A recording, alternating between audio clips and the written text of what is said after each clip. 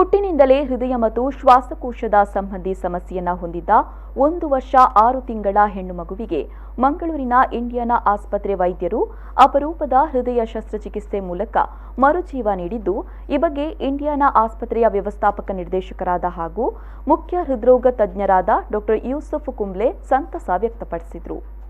ಅವರು ಮಂಗಳೂರಿನ ಪ್ರೆಸ್ ಕ್ಲಬ್ನಲ್ಲಿ ಮಾಧ್ಯಮಗೋಷ್ಠಿ ನಡೆಸಿ ಮಾತನಾಡಿ, ಹೃದಯ ಸಂಬಂಧಿ ತೊಂದರೆಯನ್ನ ಅನುಭವಿಸ್ತಾ ಇದ್ದ 1 ವರ್ಷ 6 ತಿಂಗಳ ಮಗುವಿಗೆ ಹೃದಯ ಶಸ್ತ್ರಚಿಕಿತ್ಸೆ ಮಾಡೋದು ನಮಗೆ ಸವಾಲಾಗಿತ್ತು. ಅಂಕಿ ಅಂಶಗಳ ಪ್ರಕಾರ 10ರಲ್ಲಿ 3 ಮಾತ್ರ ಯಶಸ್ವಿಯಾಗ್ತಾ ಇತ್ತು. ಆದರೆ ನಮ್ಮ ವೈದ್ಯರು ಯಶಸ್ವಿ ಶಸ್ತ್ರಚಿಕಿತ್ಸೆ ಮಾಡಿ ಮಗುವಿಗೆ ಮರುಜೀವ ನೀಡಿದ್ದಾರೆ. ಮಗು ಸಂಪೂರ್ಣವಾಗಿ ಗುಣಮುಖವಾಗಿದ್ದು ಬಿಡುಗಡೆ ಮಾಡಲಾಗಿದೆ ಅಂತ ಹೇಳಿದರು.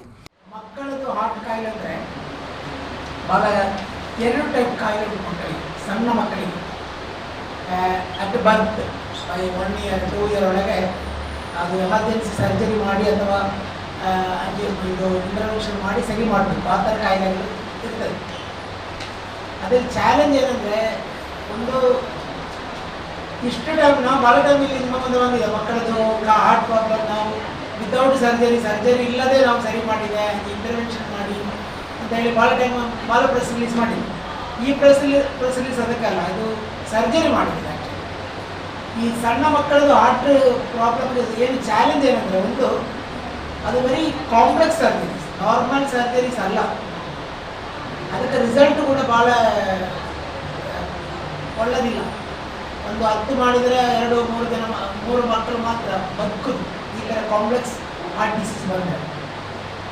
ಎರಡನೇದು, ಮಂಗಳೂರು ಅದಕ್ಕೆ ಸೆಂಟರ್ ಇಲ್ಲ. ಆ್ಯಕ್ಚುಲಿ ಒಂದು ಒಳ್ಳೆ ಸೆಂಟರ್ ಅಂತ ಹೇಳಲಿಕ್ಕೆ ಒಂದು ಮಕ್ಕಳದೇ ಮಾತ್ರ ಮಾಡೋದು ಸೆಂಟರ್ ಇಲ್ಲ. ಮಕ್ಕಳದು ಹೃದಯ ಶಸ್ತ್ರಕ್ರಿಯೆ ಕಾಂಪ್ಲೆಕ್ಸ್ ಹಾರ್ಟ್ ಡಿಸೀಸ್ ಮಾಡಿ ಸೆಂಟರ್ ಇಲ್ಲ ಮಂಗಳೂರು.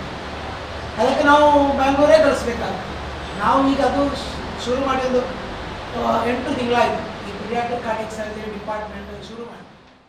ಈ ಸಂದರ್ಭದಲ್ಲಿ ಹೃದಯ ಶಸ್ತ್ರಚಿಕಿತ್ಸಕ ಡಾ ಸಿದ್ಧಾರ್ಥ್, ಮಕ್ಕಳ ಇಂಟೆನ್ಸಿವ್ ಕೇರ್ ತಜ್ಞ ಡಾ ಅರುಣ್ ವರ್ಗೀಸ್ ಉಪಸ್ಥಿತರಿದ್ದರು. ಪವನ್ ಕಾಜಿಮಡ್ಕ, ವಿ4 ನ್ಯೂಸ್ 24/7 ಮಂಗಳೂರು.